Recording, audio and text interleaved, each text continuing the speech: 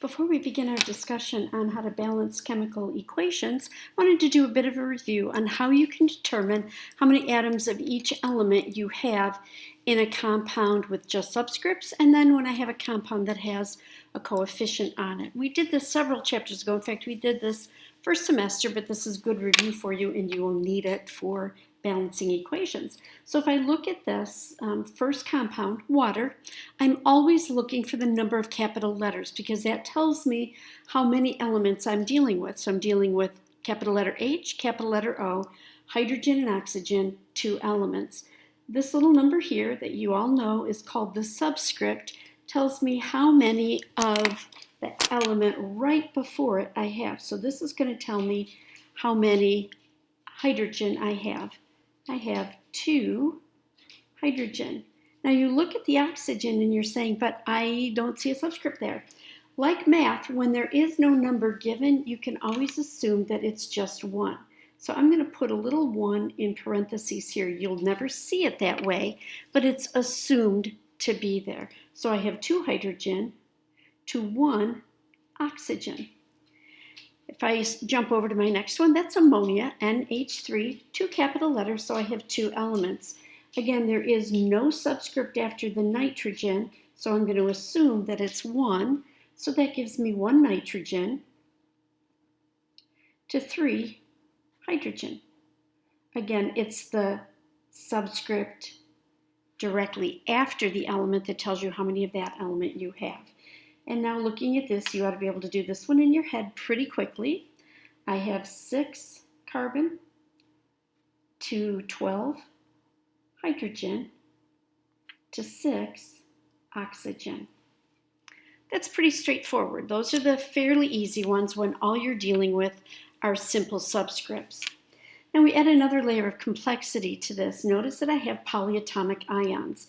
Polyatomic ions are things that kind of travel in a group. They're grouped together, they act like a clique, they're always together in the compound, and you deal with them as one thing when you're balancing chemical equations.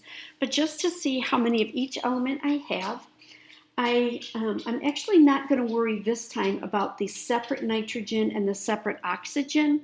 I'm going to worry about this whole thing as one group because that's what we're going to be doing down with the balancing chemical equations.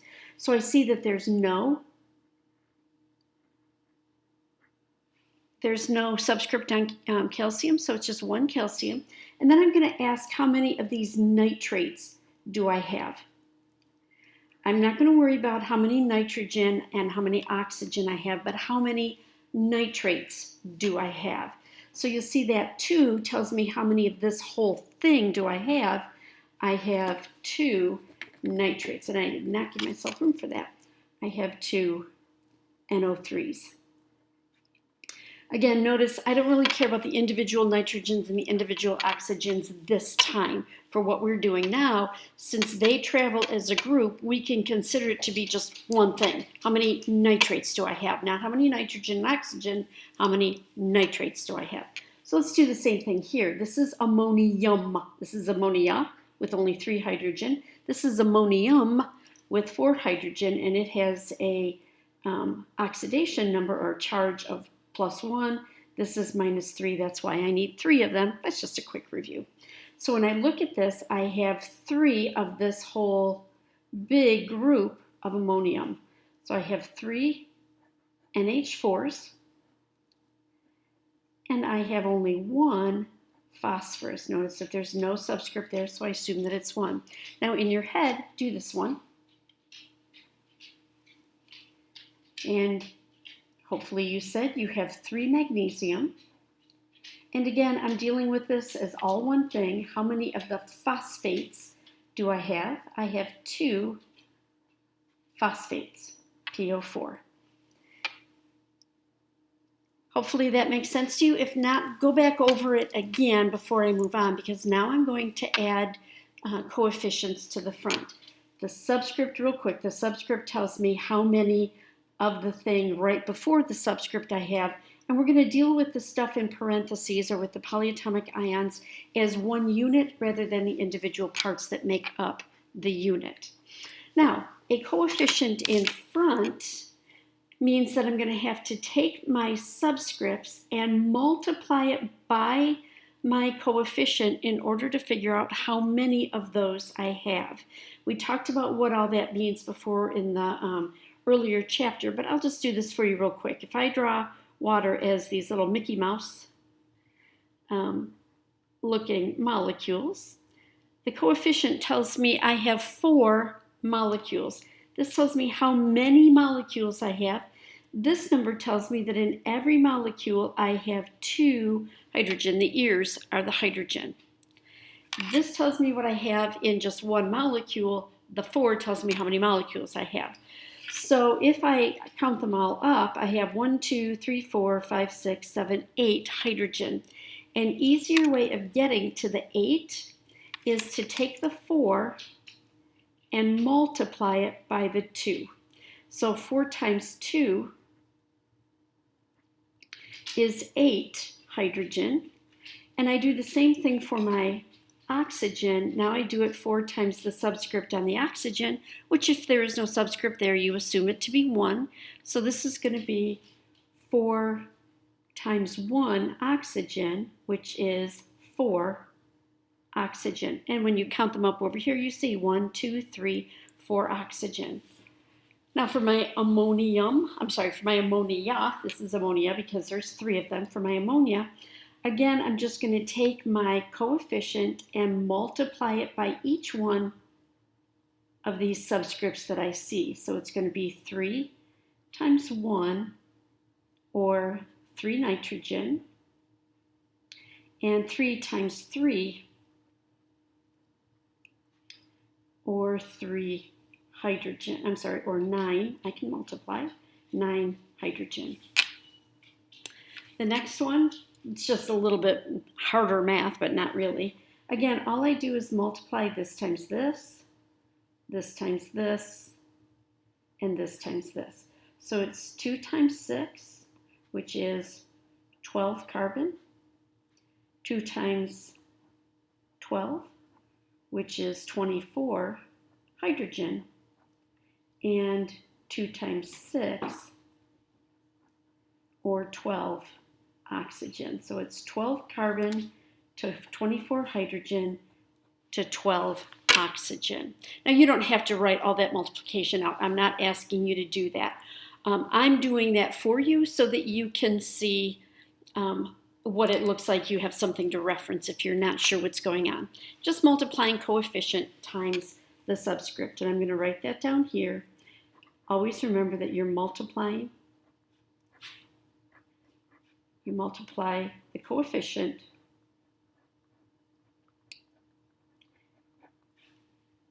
times the subscript. And I said before, we're dealing with this all as one unit, so I'm not going to worry about how many nitrogens or how many oxygens. For this assignment, you're just worrying about how many nitrates I have. So again, I'm just going to multiply my coefficient times my subscript. If it's not there, you assume it to be 1. So 2 times 1 is 2 calcium. I don't worry about what's in the parentheses. I just worry about how many nitrates I have. So I have 2 times 2, or 4 NO3s. For this one, again, I'm just looking at this as how many NH4s do I have? And when I multiply, I have 4 times 3, so I have 12 NH4, and then 4 times 1, or 4 phosphorus. And one more. 3 times 3 is 9 magnesium. And I only care about the phosphate as a group, not the individual elements. And I just do 3 times 2, which is 6 phosphate. All right, that's just a real quick review of how many atoms you have of each of the elements. You use both the subscript and the coefficient to tell you that. Now, for balancing chemical equations, that's what we're going to use this for. When we're balancing chemical equations, we have to remember that it's based on the fact that matter cannot be created or destroyed.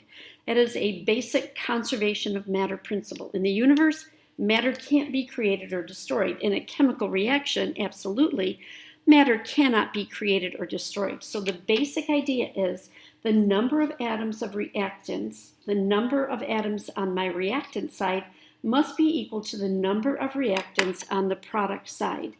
And this is super, super important. Only use coefficients to balance. In other words, leave the subscripts alone. Do not touch the subscripts. Those are there because for one of two reasons. They're there to balance the charges, which that's not going to change and you have to have it that way, or it's there because it's a diatomic element and that's the way it comes in nature. So you never mess with the subscripts. You never mess with the subscripts when you're balancing these equations. I'm going to start out with a super easy one because sometimes, once in a great while, they are super easy. I ask myself, how many, I just keep going back and forth. How many magnesium? Well, let's see, there's just nothing there, so that's one, and nothing there, so that's one. So I have one magnesium, and over here, no subscript, no coefficient means I have one magnesium on this side. My no subscript, no coefficient means I have one sulfur. No subscript, no coefficient means I have one sulfur here. One magnesium, one sulfur, one sulfur. And by the way, I'm also going to ask you to tell me what kind of reaction it is. Two things became one. That is a synthesis reaction. Now for my next one, again, never mess with the subscripts. Never, never, never mess with the subscripts. I have one here and one here. But first, let's talk about why is there 2 chlorine on this side? It's all by itself. It's not balancing charges. It's because this is diatomic. And remember your diatomic elements are, and I'll write them off to the side here so you have them, hydrogen, nitrogen, oxygen, fluorine, chlorine, bromine, and iodine. So when those are standing all by themselves, not when they're in a compound, but when they're standing all by themselves, they have to have a subscript of 2. So I have one sodium. Okay, so far so good. One chlorine, no subscript, no coefficient. One chlorine, 2 chlorine. I cannot just stick a 2 in here. I can't do that because I do not mess with the subscripts. It's a 1-to-1 ratio always for sodium chloride. So sticking a 2 in here would be to create a compound that simply does not exist, and I can't do that. So we use coefficients instead. You can never, ever, ever stick a coefficient in the middle of a compound. Never in the middle of a compound. Notice I didn't even leave any room for myself to be able to do that. It has to be at the beginning. So if I have 2 chlorine over here, I have to have 2 chlorine over here. Notice I did not write it as a subscript. I never, ever, ever mess with the subscripts once I have my equation set up. And I never, ever, ever stick it in the middle. It'd be kind of nice, but it doesn't work that way because sodium and chlorine come together as a 1-to-1. So I can't just all of a sudden say, well, stick a 2 in there because that's not how sodium chloride comes. So did you notice then, now I actually do have my 2 chlorines. So that's good because 2 times 1 is 2. So I have my 2 chlorines on this side and 2 chlorines on this side. The problem is when I stuck the 2 in front, I changed my sodium. So I always have to ask myself, what did that just change? Now I have 2 sodium, so I'm going to put a 2 in front here. 2 sodium, 2 sodium. 2 chlorine, 2 chlorine. All right, let's try another one. By the way, this is a decomposition reaction. Let's try the next one. 1 potassium, 2 potassium. I know right away I'm going to have to fix this by putting a coefficient, always a coefficient and always in front. Now I've fixed my potassium. Let's see what that does to other things. I have 2 potassium, 2 potassium, 2 chlorine, 2 chlorine. Wow, life is looking good until I get to the oxygen.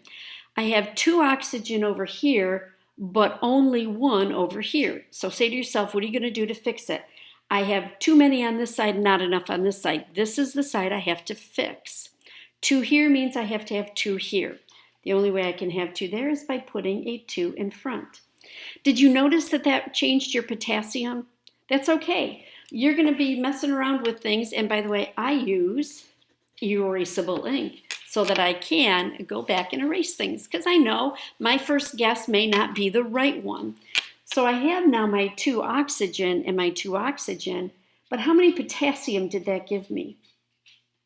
2 times 2 is 4, and I only ever fix this by putting a coefficient in front. Notice that now that also changed my chlorine. I have 4 potassium, which is okay, and I also have 4 chlorine. I never mess with the subscripts. Never, never, never change the subscripts. So 2 times what is going to give me the 4 chlorine I need? 2. Remember, these are always multiplied. So now I have 4 potassium, 4 potassium. 4 chlorine, 2 times 2 is 4 chlorine. 2 oxygen, 2 times 1 is 2 oxygen. Let's try another one. And that is a single replacement reaction. The next one, as you can see, is compounds galore. Compound plus compound forms a different compound plus a different compound. Compounds galore. So this is a double replacement reaction. And again, I'm going to say how many. But that may change and that may not change. So you do pencil or do erasable ink. I have 1 aluminum here, 1 aluminum here. So far, so good. How many nitrates do I have? Remember, I take the things in parentheses and just assume that it's one thing. And I'm going to call it what it is. This is a nitrate. I have 3 nitrates. Over on this side, notice that I don't have anything there, so I only have 1 nitrate on this side.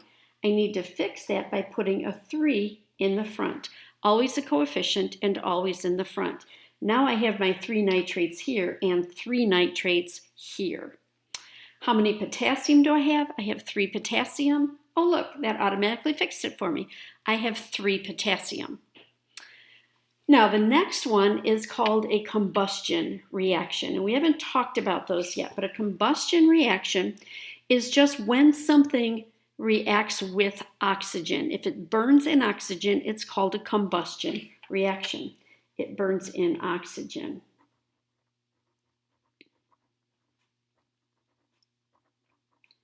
And when you are combusting, burning in oxygen, a hydrocarbon, anything with a C and an H in it, a hydrocarbon, then you're always going to get carbon dioxide and water every time. Doesn't matter how big the hydrocarbon is, as long as it's a hydrocarbon, hydrogen and carbon, you burn it in oxygen, you'll always get carbon dioxide and water. Now I just have to ask myself, how many of each of these do I have? So I have 2 carbons here and only 1 here. So I'm going to fix that by putting a 2 in front. I have 4 hydrogen here, but only 2 hydrogen here. Again, I have to fix it with a coefficient. So 2 times what is going to give me the 4 I need? 2 times 2. Now I have my 4. How many oxygen do I have here? I have 2. On this side, be careful, I have oxygen in 2 places. Notice that I have oxygen in 2 places and I have to add them all up. So I have 4 oxygen here and another 2 oxygen here. So I have 4 plus 2 on this side, or I have 6 altogether on this side, which means I have to have 6 on this side. 2 times what gives me 6? 2 times 3. Now I always double check my work. 2 carbon, 2 carbon, 4 hydrogen, 4 hydrogen, 6 oxygen, 4 and 2 is 6 oxygen. Okay, now the next one, I'm going to show you a little trick that will make these easier. If you have any that have OH for one of my compounds and H for another one, and they end up forming H2O, I'm not going to call it H2O anymore. It's just easier if I break it down and call it HOH. It is still the same thing, H2O. But it comes in my hydroxide. That OH is called hydroxide, and hydrogen come together to form the HOH. And if you do it this way, if you see on this side hydroxide and on this side hydrogen, then you turn your water into HOH, and it just makes it way easier to balance. You could leave it H2O, but I'm telling you, I am giving you a favor, doing you a favor by doing it this way. You will see, first of all, that this is a double replacement reaction again. So how many barium do I have? I have 1. How many barium do I have? 1. How many hydroxides do I have? I have 2 hydroxides. How many hydroxides do I have? I only have 1. And remember, I don't fix it with a subscript. I fix it with a coefficient. How many hydrogen do I have? 1. How many hydrogen do I have here? I have 2. So I'm going to put a 2 in front. How many bromine do I have? I have 2 bromine and 2 bromine.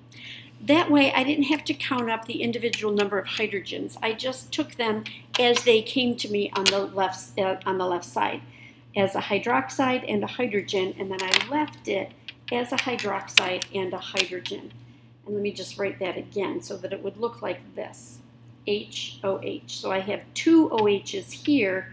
I want 2 OHs on this side. I have 2 hydrogen here, so I need 2 hydrogen here. All right, and that gets it all worked up and worked out. And I have another double replacement reaction, and this is going to be another one that I'm just going to have to play with. And I just want you to see, don't be afraid of those.